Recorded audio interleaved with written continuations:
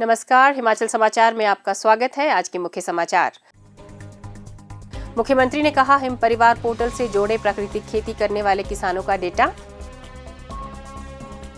प्राकृतिक खेती से जुड़े किसानों से हमीरपुर में आयोजित सम्मेलन में संवाद करेंगे मुख्यमंत्री। मुख्यमंत्री ने कहा, 21 व 22 जनवरी को ग्राम पंचायतों में होगी एंटी चिट्टा ग्राम सभा। प्रदेश भर में प्रीमियर लीग की तर्ज पर आयोजित होंगे एंटी चिट्टा अवेयरनेस स्पोर्ट्स टूर्नामेंट। चिट्टा गतिविधियों से बनाई संपत्तियां होंगी ध्वस्त। प्रगतिशील बागवानों के साथ मुख्यमंत्री ने की बैठक। मुख्यमंत्री ने की ऊर्जा क्षेत्र में निर्माणाधीन परियोजनाओं की समीक्षा। बांधों और जलाशयों के वाष्पीकरण और ग्लेशियर पिघलने पर वैज्ञानिक अध्ययन के दिए निर्देश। मुख्यमंत्री ने प्रदेशवासियों को लोहड़ी व मकर संक्रांति की दी बधाई। और अब समाचार विस्तार से। मुख्यमंत्री ठाकुर सुखविंदर सिंह सुक्खू ने कृषि विभाग को प्राकृतिक खेती कर रहे किसानों का पूरा डेटा 20 जनवरी 2026 तक हिम परिवार पोर्टल से जोड़ने के निर्देश दिए हैं। डेटा में प्राकृतिक खेती से संबंधित संपूर्ण विवरण का समावेश किया जाएगा। प्राकृतिक खेती से जुड़े किसानों का ब्लॉक आधार डेटा तैयार कर उसकी मैपिंग की जाएगी। मुख्यमंत्री ने आज शिमला में कृषि विभाग की समीक्षा बैठक की अध्यक्षता करते हुए कहा कि ग्रामीण अर्थव्यवस्था को सुदृढ़ करने के लिए युवाओं को प्राकृतिक खेती से जोड़ा जाएगा। उन्होंने प्रदेश में इस पद्धति से खेती करने पर बल दिया ताकि किसान अधिक से अधिक आय अर्जित कर सकें। हम प्राकृतिक खेती आधारित व्यवस्था में क्रांतिकारी बदलाव लाना चाहते हैं। उन्होंने कहा कि वह प्राकृतिक खेती से जुड़े किसानों से इस माह हमीरपुर में आयोजित होने वाले सम्मेलन में संवाद करेंगे। ठाकुर सुखविंदर सिंह सुक्खू ने प्राकृतिक खेती से उत्पादित गेहूं, मक्की और कच्ची हल्दी से संबंधित विभिन्न विषयों की विस्तार से समीक्षा की। उन्होंने कहा कि प्राकृतिक खेती से उत्पादित गेहूं के आटे को हिम चक्की आटा, मक्की के आटे को हिम भोग मक्की आटा और कच्ची हल्दी को हिम हल्दी के ब्रांड के साथ बाजार में उतारा गया है।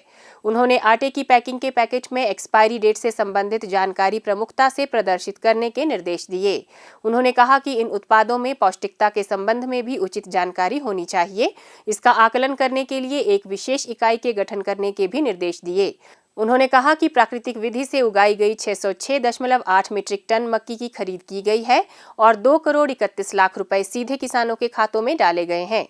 प्राकृतिक खेती से उत्पादित 2123 क्विंटल गेहूं की समर्थन मूल्य पर खरीद की गई और किसानों के खातों में 1 करोड़ 31 लाख 57 हजार रुपए की राशि डीपीटी के माध्यम से हस्तांतरित की गई। मुख्यमंत्री ने कहा कि प्राकृतिक खेती से उगाई कच्ची हल्दी पर 90 रुपए समर्थन मूल्य प्रदान करने के उत्साहजनक परिणाम सामने आ रहे हैं।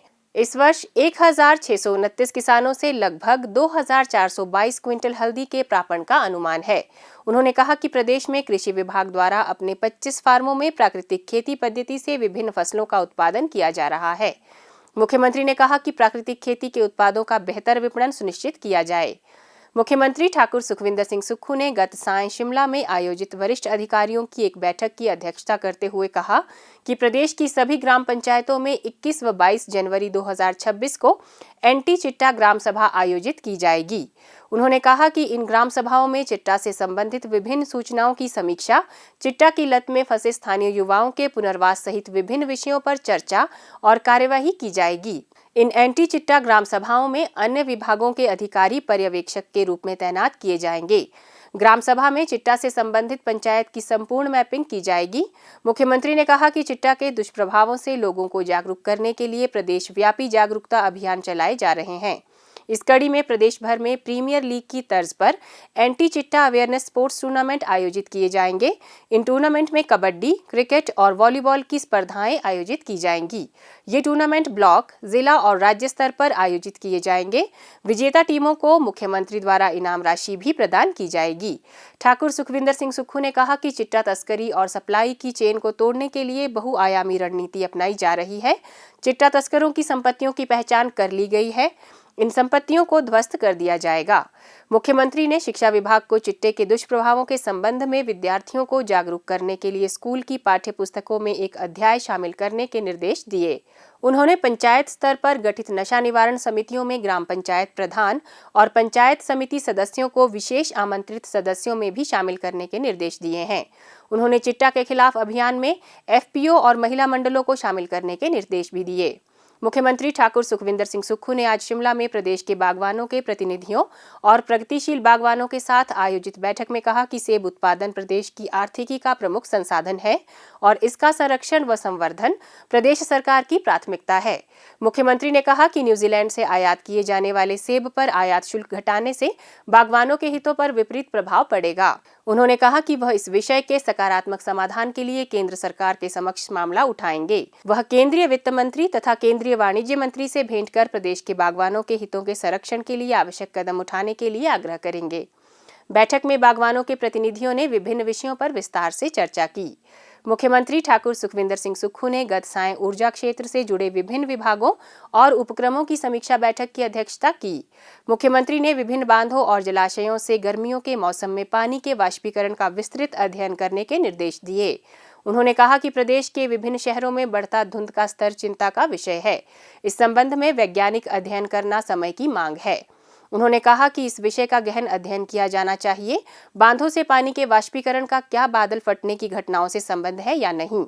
ठाकुर सुखविंदर सिंह सुक्खू ने प्रदेश में ग्लेशियरों के पिघलने की दर तथा बाढ़ प्रबंधन का अध्ययन करने को भी कहा। उन्होंने कहा कि ग्लेशियरों का पिघलना पारिस्थितिकी तंत्र पर विपरीत प्रभाव डालता है तथा इससे प्राकृतिक संतुलन भी प्रभावित होता है।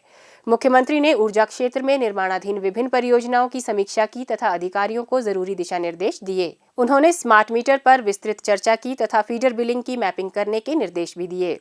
उन्होंने कहा कि 13 जल विद्युत परियोजनाओं का निर्माण कार्य पूरा होने से राज्य में ऊर्जा दोहन में 1229 मेगावाट क्षमता की वृद्धि हुई है।